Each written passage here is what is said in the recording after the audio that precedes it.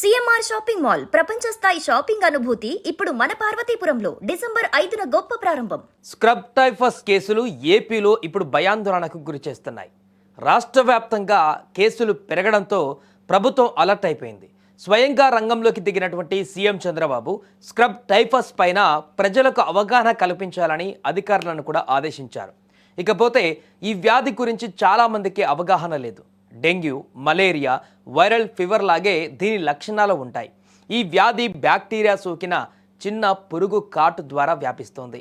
తర్వాత అది scrub typhus జ్వరంగా మారుతుంది. దీనిని బుష్ టైఫస్ అని కూడా పిలుస్తారు. చాలామంది దీని గురించి ఆందోళన చెందుతున్నారు. అసలు స్క్రబ్ టైఫస్ అంటే ఏంటి? ఇది ఎలా వస్తుంది? సోకినప్పుడు ఏ లక్షణాలు కనిపిస్తాయి? ఈ వ్యాధి గురించి ఎవరు మరింత అప్రమత్తంగా జాగ్రత్తగా ఉండాలి? ఇలా పూర్తి వివరాలు ఇప్పుడు తెలుసుకుందాం. స్క్రబ్ టైఫస్ ఈ వ్యాధి ఓరియంటీగా సుట్సుగమిషి అనే బ్యాక్టీరియా వల్ల వస్తుంది. ఈ బ్యాక్టీరియా ఎలుకలు, కుందేళ్లు, ఉడతల శరీరం పైన కనిపిస్తుంది. చిన్న పేనులా కనిపించే కొన్ని కీటకాల కాటు ద్వారా మానవులు ఈ బ్యాక్టీరియా బారిన పడతారు.